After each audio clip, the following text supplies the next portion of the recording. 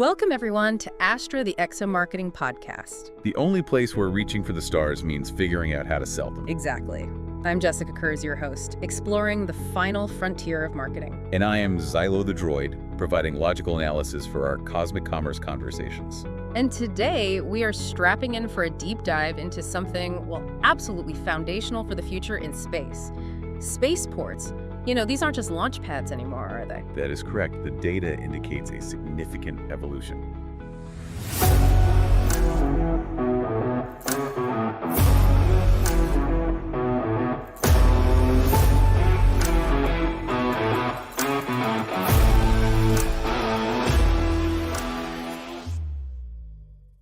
So lay some groundwork for us. What does the current spaceport landscape actually look like? Currently, we are tracking over 35 facilities globally. These are either active, licensed for operation, or actually under construction, all designated as spaceports. Wow, over 35. That's way more than I would have guessed. It represents a substantial infrastructure investment. We're talking upwards of $20 billion already. $20 billion. Okay, that's serious commitment. It indicates a clear trend towards expanding space access significantly. And it feels like it's not just governments footing the bill anymore, right? It's more private money, commercial ventures. That's a key observation, yes. The landscape is definitely shifting. It used to be dominated by government-run centers. Like Kennedy or Baikonur, yeah. Exactly. Now we see increasing private and commercial involvement. This privatization signals growing confidence in the commercial viability of space. And it drives innovation too, I bet. Competition, new ideas. Precisely. It's a significant driver for innovation in the sector. Okay, so what's pushing this? Why the sudden boom? It wasn't that long ago we only talked about a handful of sites. There are four principal factors, really, propelling this expansion. First, the demand for commercial satellite launches. It's just exploded. You mean like for Starlink and things like that? Exactly. Consider 2023. Over 2,900 small satellites were deployed. 2,900 in 1 year. Correct. These commercial constellations, often for internet or Earth observation, they need launch slots. Lots of them. So you need the infrastructure. Okay, driver number one, sheer commercial demand for satellite launches. Got it. What's number two? Number two is the, let's call it the burgeoning area of space tourism and broader space access for civilians. Well, companies like Virgin Galactic, Blue Origin, SpaceX, they're offering flights, suborbital, even orbital, and the numbers are starting to add up. Over 700 individuals have now crossed the Kármán line. 700 people. Just regular folks, relatively speaking. Individuals who have purchased passage, yes. It demonstrates a real growing market beyond just government astronauts. Okay, yeah, that definitely needs its own launch sites and support. Driver three. The third factor is a move towards decentralization. Less reliance on those few traditional state-operated facilities we mentioned earlier. So spreading the capability out. Exactly. Nations and private companies want their own options. This opens the door for more places, geographically, to get involved in the space economy. Diversification. Right. Avoids bottlenecks. Makes sense. And the last one, number four. The fourth is strategic autonomy. This has become more pronounced recently. How so? Post-COVID supply chains. Geopolitical shifts like Brexit. Countries like the UK, Australia, they're prioritizing having their own independent launch capabilities. Okay, let's recap. Huge commercial satellite demand, space tourism taking off, decentralizing access, and strategic national interest. That's quite a convergence of factors. It is. And this dynamic growth is leading some fascinating and quite varied business models for these spaceports. They're evolving. They're becoming profit centers, innovation zones in their own right. So let's get into some examples. You mentioned Spaceport Cornwall in the UK. They had a bit of a setback, didn't they? They did with the Virgin Orbit situation.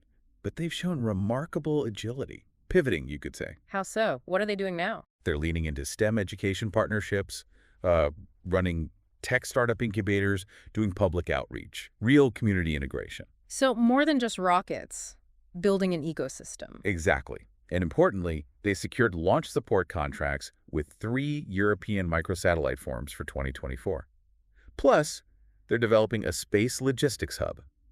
Think 3D printing for rocket parts on-site. Wow. Okay, that's diversification in action. Then consider Houston Spaceport in Texas. Okay, Houston, what's their angle? Their integration into a major metro economy is key. They operate out of Ellington Airport. So easy access, existing infrastructure. Precisely. And they're home to intuitive machines. Houston Spaceport is becoming a real tech cluster.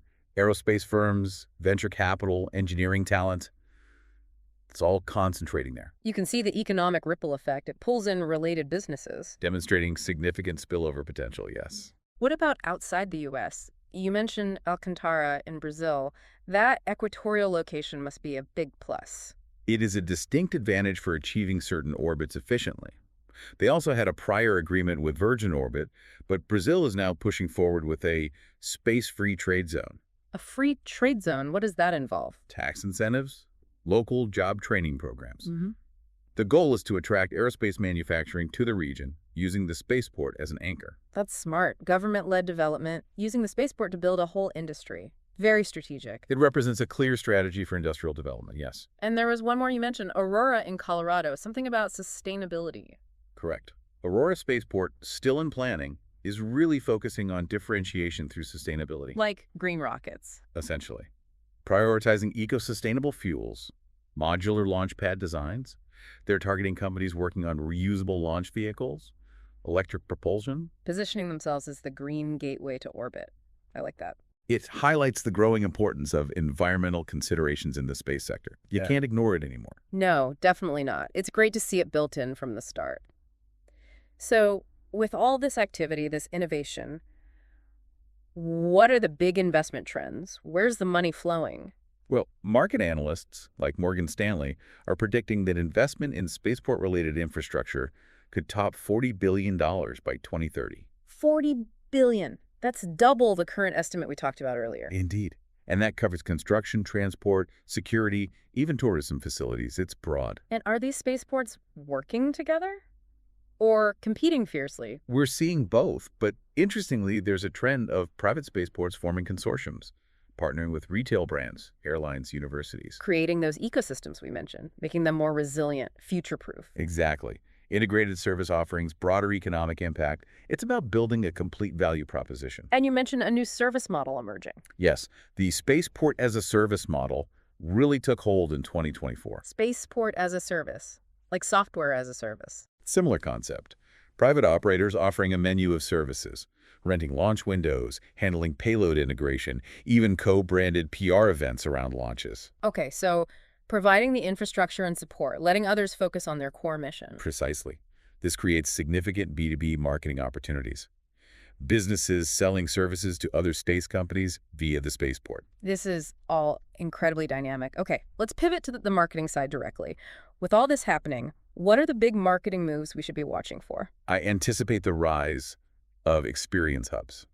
Think immersive visitor centers right at the spaceport. Like museums, but more interactive, theme park elements. Yes, maybe labs with holograms, VR experiences, behind-the-scenes tours. It creates a visitor economy to help fund the infrastructure. And gets the public excited and engaged. I love that. What else? Naming rights and sponsorships. Big potential there. Like sports stadiums, the brand name launch tower. Or the company observation deck. Imagine the co-branding power when associated with major space milestones. Linking a brand to that kind of achievement, very powerful. Yeah, associating your brand with the future, with exploration. Potent stuff. What about more direct-to-consumer things? Spaceport retail and hospitality. It's an area ripe for development. Like hotels nearby. Hotels, yes, maybe even offering simulated zero-G experiences. Astronaut-themed cafes, exclusive launch day parties, lots of branded merchandise. Making the spaceport a destination in itself. Lifestyle thing. Transforming them into lifestyle destinations, yes. We're already seeing hints with space-inspired fashion lines, like from space perspective. It's about the whole experience. Create a whole vibe around the launch event. Okay, that makes sense. And finally, content partnerships. Don't underestimate the power of storytelling. You mean like documentaries or shows filmed at the spaceport? Precisely. Streaming deals with platforms like Netflix, Amazon, filming launches, telling the human stories of the spaceport communities. These become co-created marketing assets with huge reach. So for our listeners, the marketers out there trying to navigate this, what's your sort of supercharged advice, the key takeaway? The fundamental principle, I believe, is think Earth to orbit as brand to heart. Brand to heart. Explain that. Spaceports aren't just concrete and launch gantries. They embody human aspiration, exploration that drive to reach beyond. Right, the emotional connection. Exactly. So when marketing anything related to a spaceport, tap into those deep human desires. Progress, discovery, collective ambition. How do campaigns do that effectively? Ask, how does this make people feel they belong in the story of space? Connect brands to national pride, scientific awe, maybe even personal legacy. Partnering is key to education, media, local storytellers. Craft those multidimensional narratives together. So it's not just about selling a ticket or a service. No, the goal is bigger. It's about launching a movement, a shared feeling, and spaceports. Well, that brings our deep dive for today to a close. We really hope you found these insights into the rise of the modern spaceport as illuminating as a supernova. A bright conclusion. If you enjoyed this exploration of the EXO marketing landscape, please do like and subscribe to Astra the EXO Marketing Podcast. That way you won't miss our next journey into the business of space. And always remember, in the realm of space marketing, the sky is not the limit, it's just the launch pad.